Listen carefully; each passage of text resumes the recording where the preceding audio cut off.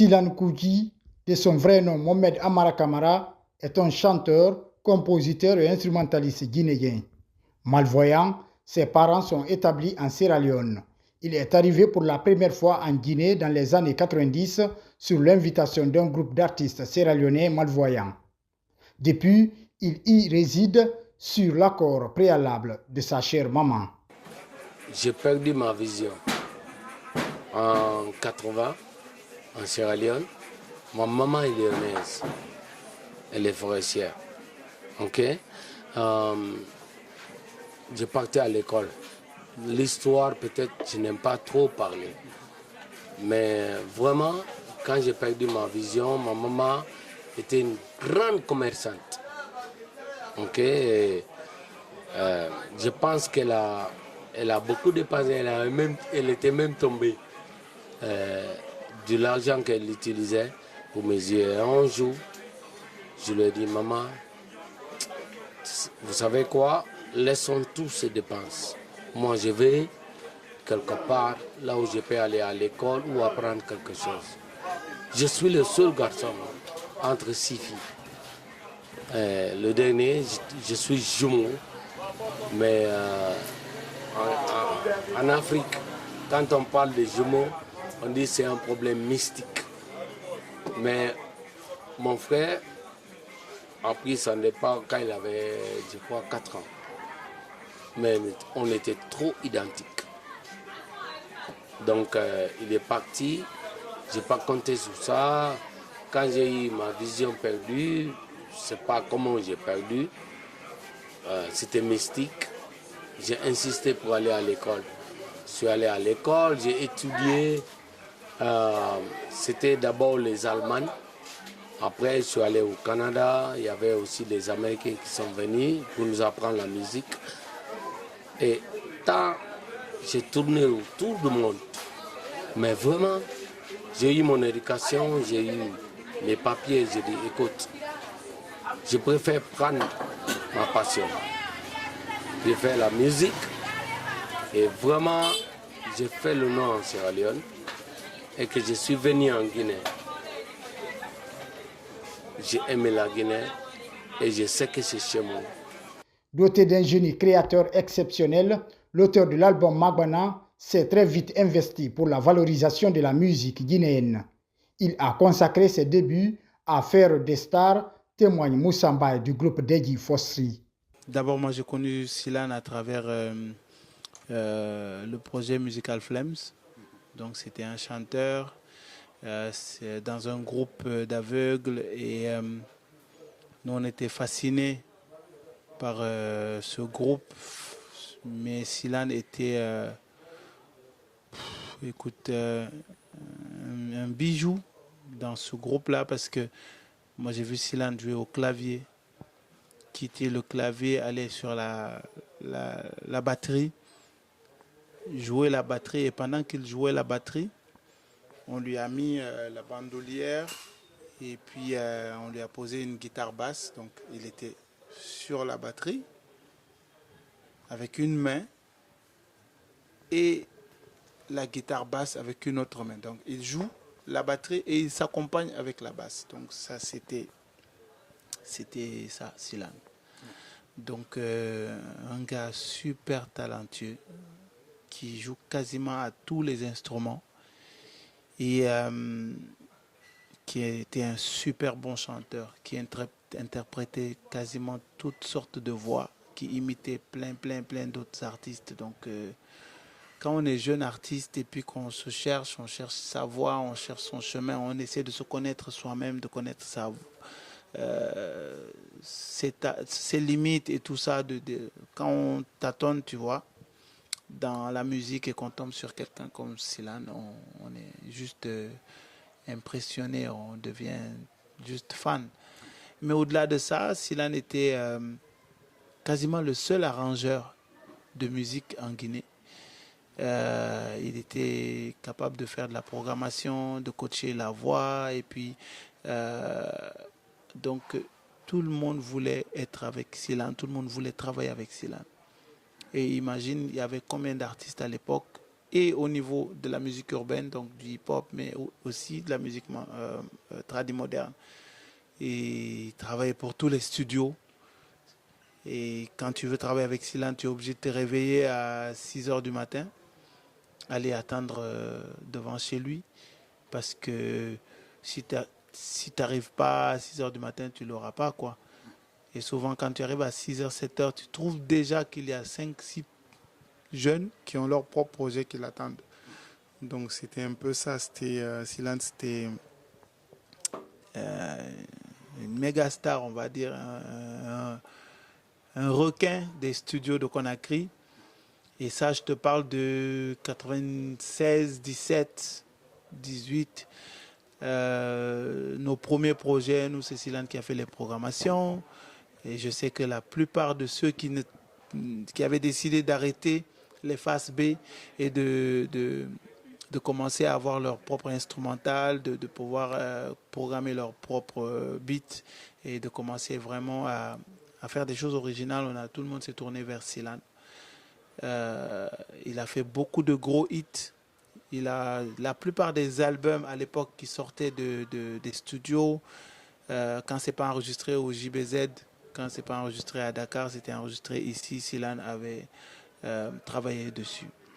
Et dans l'arrangement, et dans la programmation, et dans la direction artistique. Et donc, c'est une chance qu'on ait eu Silan à un moment donné où quasiment la musique était en train de chercher à faire son petit chemin en Guinée, où l'industrie était encore en train... Comme beaucoup d'autres acteurs culturels guinéens, l'arrangeur de nombreux albums ayant cartonné est presque dans les oubliettes.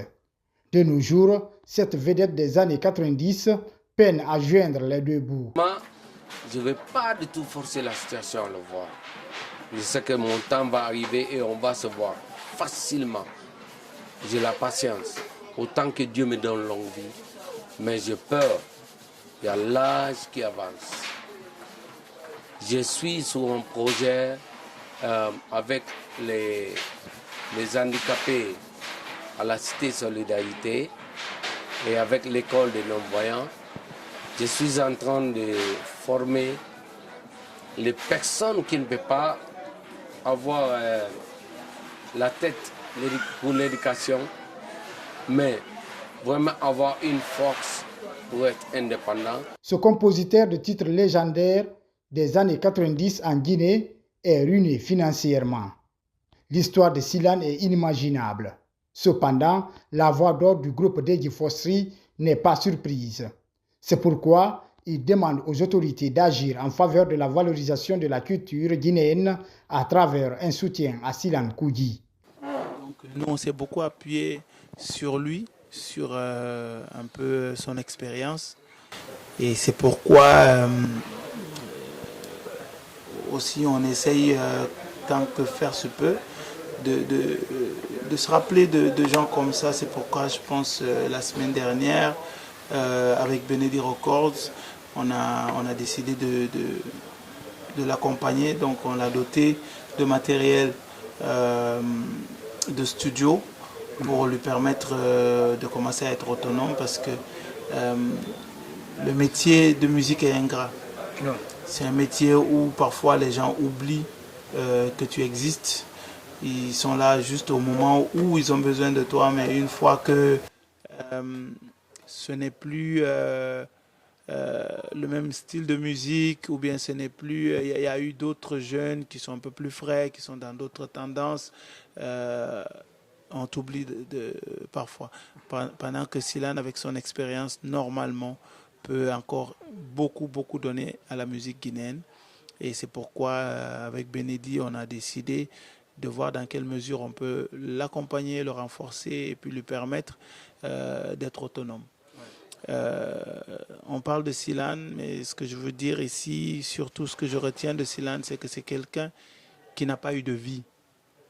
Comme je vous disais, Silan, à 7 heures, on est chez lui. Parfois, il se réveille à 9 heures, à 10 heures, parfois à 11 heures. Pourquoi? Parce que Silan passe toute la journée. Dès qu'il se réveille, le premier groupe qui est arrivé, il va dans un studio. on enregistre. Souvent, c'est au studio Yana. Après, pendant qu'on est là-bas, c'était le projet de quelqu'un. Dans le groupe, on est peut-être 5 ou 6 artistes. Moi, j'ai réservé un autre studio ici à Taouya. On va enregistrer. Après, il quitte là-bas. Peut-être il a 2-3 chansons à faire pour moi. Il va dans un autre studio à Kaporo. Il enregistre. Après, il quitte là-bas, il va chez Bangoura. Il enregistre avec d'autres personnes. Et c'est ça toute la journée de Silan. Voilà, Et puis le soir, quand il a fini vers 20h, 21h, 22h, Silan est un musicien, est un chef d'orchestre. Donc, a un contrat avec la Fourchette Magique. Et puis, il va là-bas où il joue de 20h, 21h jusqu'à presque à l'aube. Et puis, à l'aube, il rentre se coucher donc vers 5h, 6h pour que nous encore, on vienne le réveiller à 7h ou un autre groupe vienne le réveiller à 7h pour repartir encore dans les studios. C'était ça la vie de Silan. Je connais sa femme, je connais ses enfants, ils ont tous grandi sous nos yeux parce qu'on ne les a pas laissés vivre leur vie de famille. On a toujours été là pour, tu sais, pour que Silan se réveille et puis qu'il ait que 2 heures, que 1 heure de sommeil pour aller faire nos travaux. Donc, quand on a eu quelqu'un comme ça, à un moment donné, il est important de le reconnaître et puis de souligner son travail dans ce qui est aujourd'hui la musique. Pour sa survie et celle de sa modeste famille, Silan bénéficie de l'attention soutenue de certains artistes comme Mohamed Kamisoko alias Azaya, Moussa Mbaye, mais aussi du patron de Benedi Records. C'est-à-dire, il y a certains artistes, quand ils me rencontrent, ils sont fiers. Ils peuvent même garer au bord de la route, descendre leur voiture, me voir.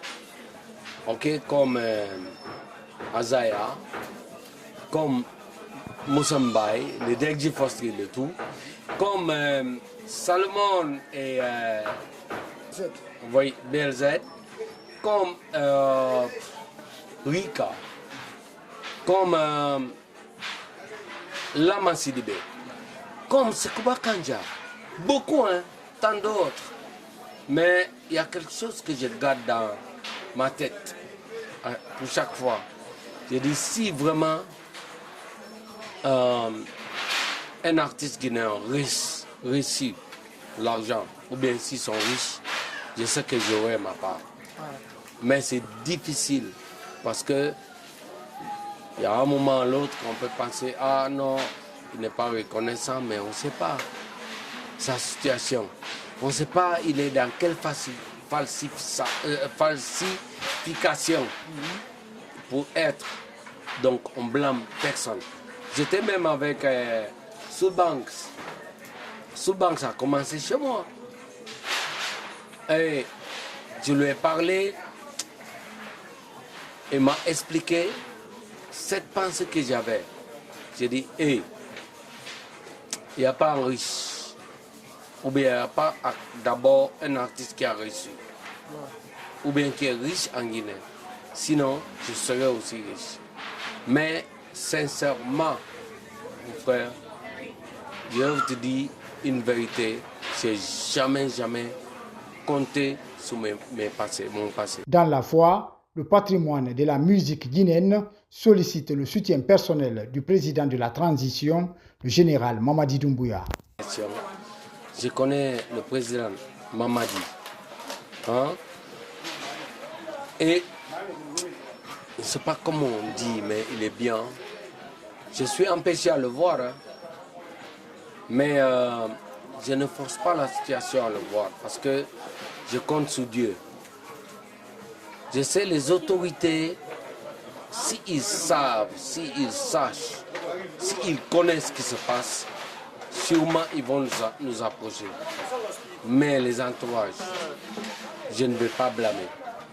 Mais je vous assure, si je me rencontre aujourd'hui avec le président de cette transition, Mamadi, il m'a vu, je l'ai connu, il me connaît. Sûrement, il a ce problème de me voir. Je sais qu'il me reconnaît parce que je le reconnais et je le connais très bien. très très bien. Et je ne vais pas beaucoup dire. Mes autorités, aux bonnes personnes, de bonne volonté,